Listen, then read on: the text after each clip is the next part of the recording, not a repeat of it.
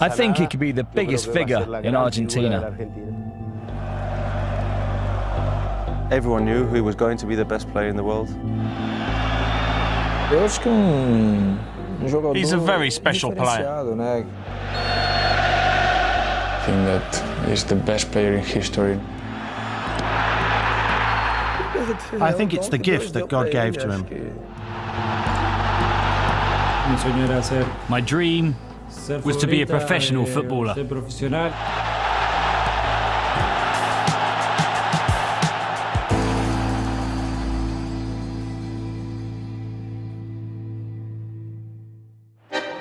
In the 20th century, there was little debate. Known in his home country as Dios, God, Diego Maradona was revered by Argentinian fans as the world's greatest ever player. Diego Armando Maradona, el rey de la Copa del Mundo. But as the new millennium dawned, Maradona's status as the nation's favourite sporting icon came under threat. La Albiceleste had discovered a new number 10.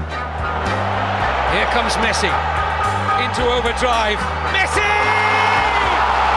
It's out of this world from Leo Messi! One of the finest football talents ever seen, it seems fanciful to imagine there was a time when the world had never heard of Lionel Messi. Born in Rosario in June 1987, by the age of 11, Lionel Messi was on the books of local club Newell's Old Boys and was part of a youth team beaten just once in 4 years. His signature was coveted by both Newell's and River Plate, but there was one outstanding issue. He had been diagnosed with a growth hormone deficiency and, in order to reach his natural height at a normal rate, required treatment costing $1,000 a month. Neither club could afford it. But Jose Maria Minguella, a scout from FC Barcelona, had other ideas.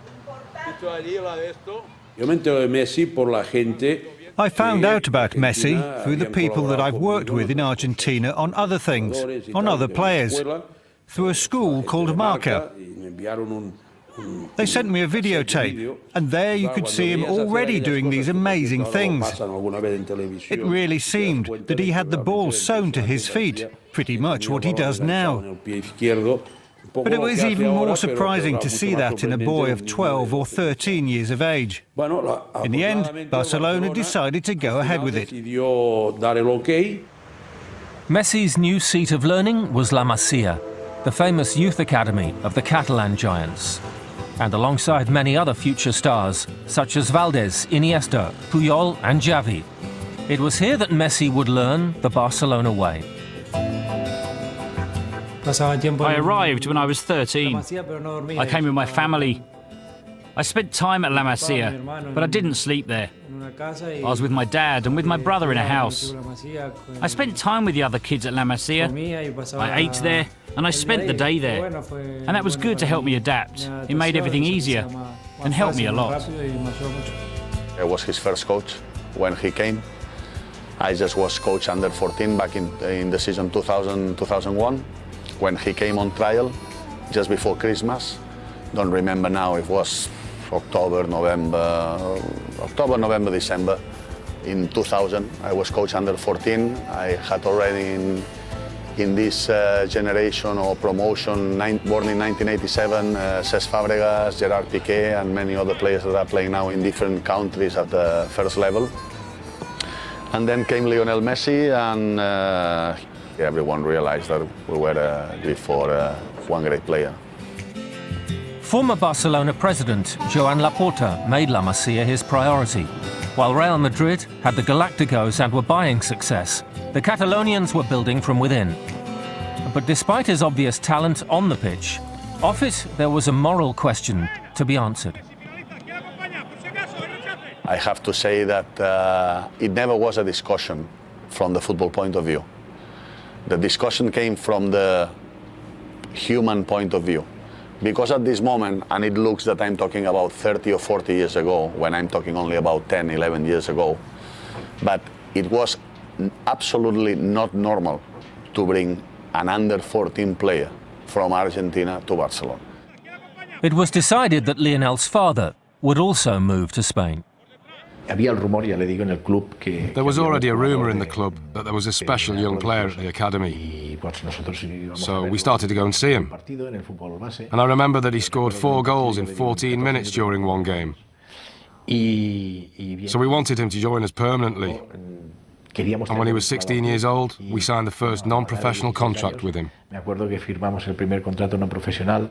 Since I met him when I was 14, he was such an unbelievable player. And the only question was that he can maintain, if he can play like he was playing when he was 14 in the professional level. And he's doing the same. So I think that everyone knows he's the best player in the world. When Leo used to play in the academy, we all used to go and see him play, because he was so special. We were all convinced that he was such an amazing talent, but then, of course, you need to work. And he went into the first team when he was just 16. And that was a great decision by Frank Rijkaard and by Chiqui Begiristain, and also the board, which fully supported the academy at all times. The academy was fundamental for our club's model. Fortunately for Messi, there was another South American at the club, the Brazilian Ronaldinho, who'd once been named the world's best player. In Catalonia, the young Argentine found a brother in arms. I remember watching him in the youth teams. We all did. And then he started training with us. I remember his first game.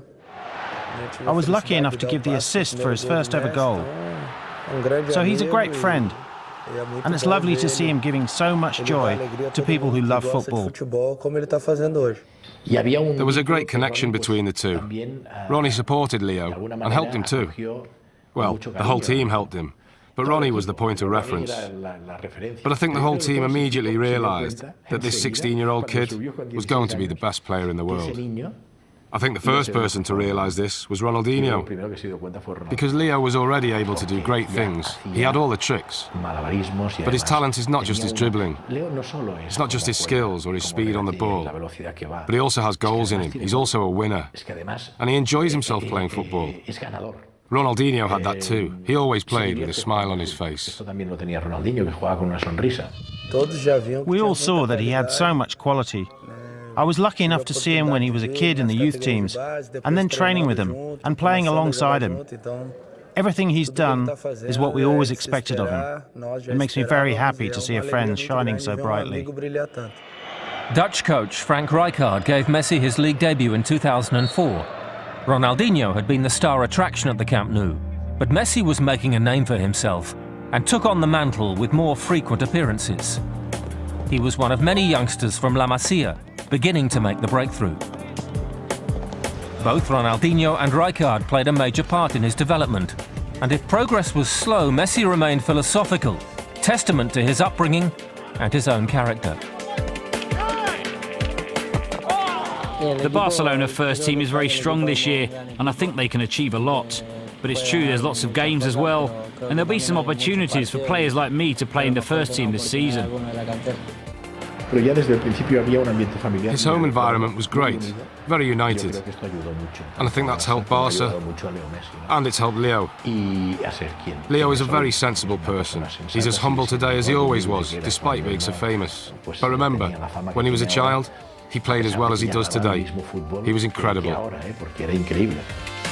In 2005, Messi represented Argentina at the South American Youth Championship in Colombia, where his performances earned him squad selection for the FIFA World Youth Championship in Holland.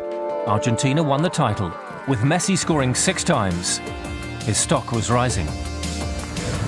2006 brought a downturn in fortunes. Injuries saw him miss Barcelona's Champions League win over Arsenal. And at the World Cup in Germany, he was largely peripheral as Argentina fell at the quarter-final stage. As ever in Argentina, a young player of outstanding talent is inevitably labelled the new Maradona, and Messi was no different. This time, however, it looked as if the Argentine public had actually found their new messiah. A third-place finish in the 2007 Ballon d'Or underlined Messi's progress. The comparisons with Maradona were growing. This was no more apparent than when Messi tore through the Getafe defence in a Spanish Cup game to score one of the greatest goals ever seen on Spanish soil.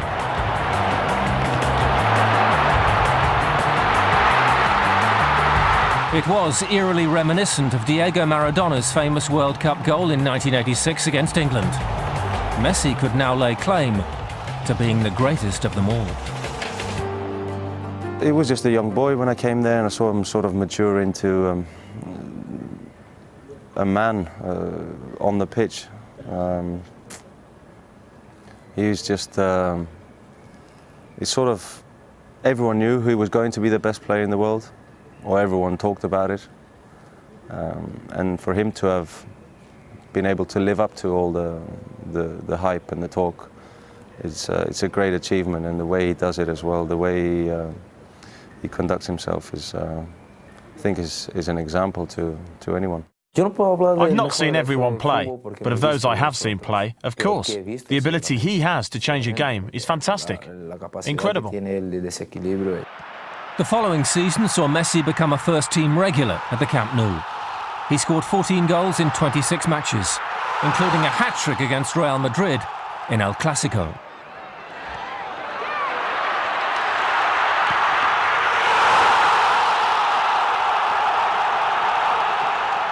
In the summer of 2008, Messi travelled to Beijing and was a key member of the Argentina team to win Olympic gold, his first major honour. And the gold medal would be the catalyst to more spectacular success. Back in Spain, Pep Guardiola was named Barcelona's new coach.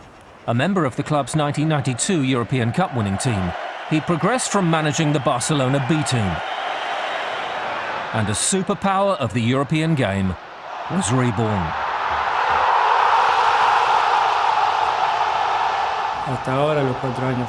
It was great. From the first day that he arrived, the 4 years were phenomenal.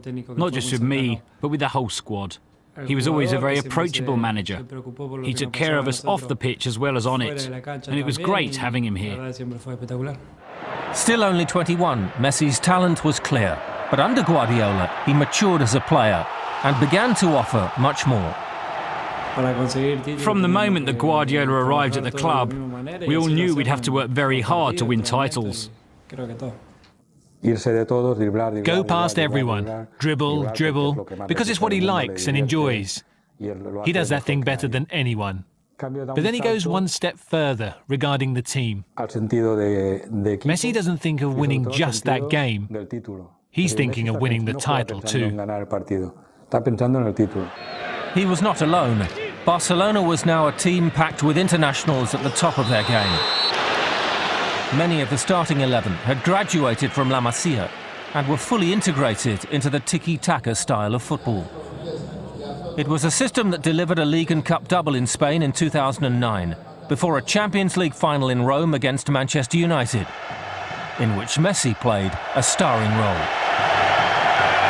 It was one of those finals that, despite the first 9 minutes, in which Cristiano Ronaldo came close and made Victor Valdés and Gerard Piqué work very hard, the rest of the game was like a carnival for us.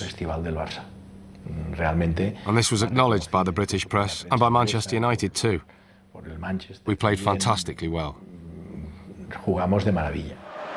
Samuel Eto'o's 10th minute strike energised the Catalans. And with 20 minutes remaining, Messi himself added a second to seal victory and become the top scorer in that year's competition with 9 goals. It was Barcelona's third European Cup and a second in 4 seasons. Messi and co had conquered all before them, and the team would go down in history as the first Spanish club to win the treble.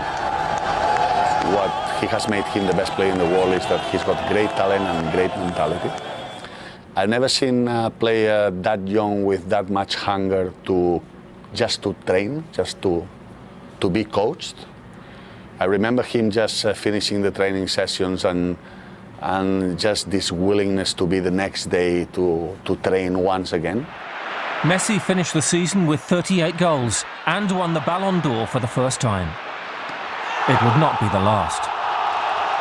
I had the privilege to be with Leo before he received the FIFA World Player Award and the Ballon d'Or. I have a photograph from that night. The Ballon d'Or means a lot to me. I'm the same proud than everyone who has had him. No? In this case, I think it's not fair to say, because what I did. I think Lionel Messi was born to play football. It was a proud moment. It's one of those experiences that you're truly grateful for. I've experienced that, and I feel privileged. And it's all thanks to Messi. It means almost everything to me. I play a game every 3 or 4 days, and I spend a lot of time thinking about the games ahead. It takes up a lot of my life. Sometimes we talk about talent in football, about great talent, but what I really think is that many players have very good ingredients at a very high level, and they become players. But the real talent for me is Messi, is Maradona, is this type of player.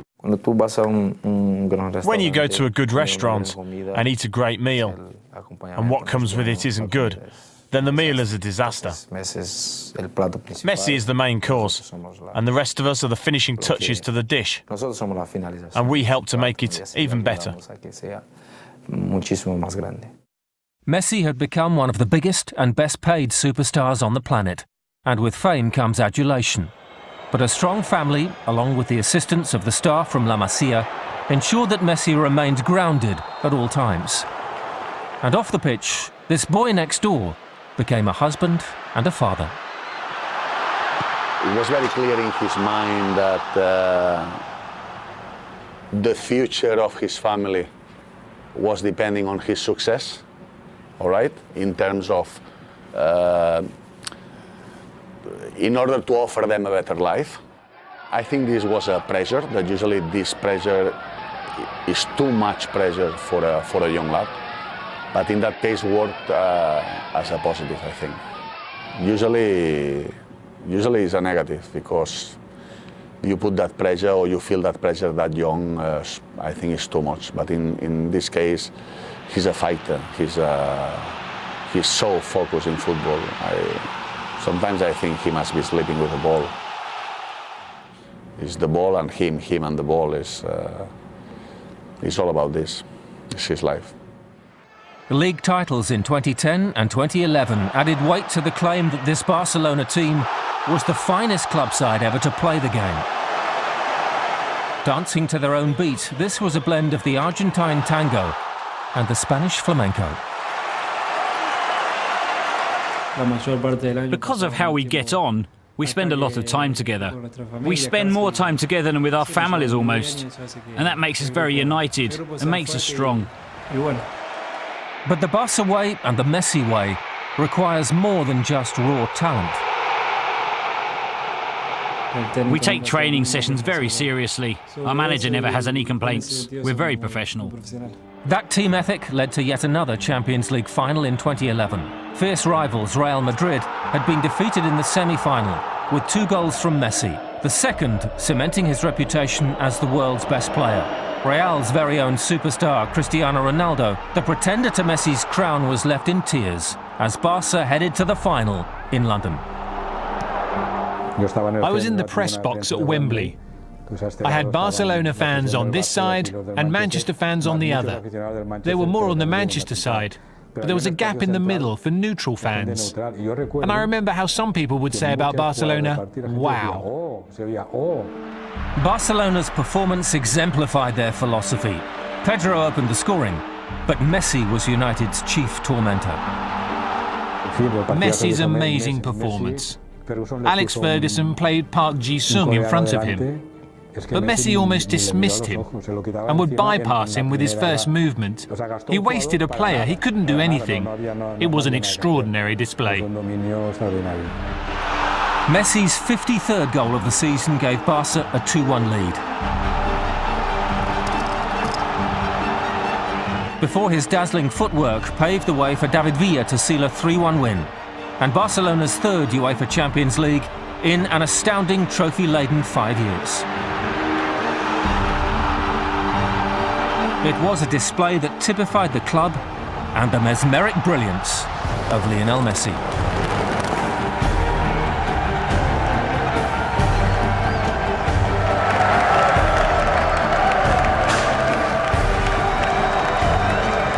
Well, I was lucky enough to be there, and I think it was the most impressive Champions League final I have ever seen.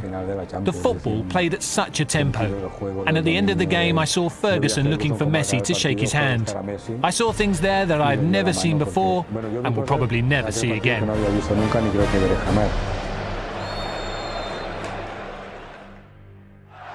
The plaudits continued, and further records were set.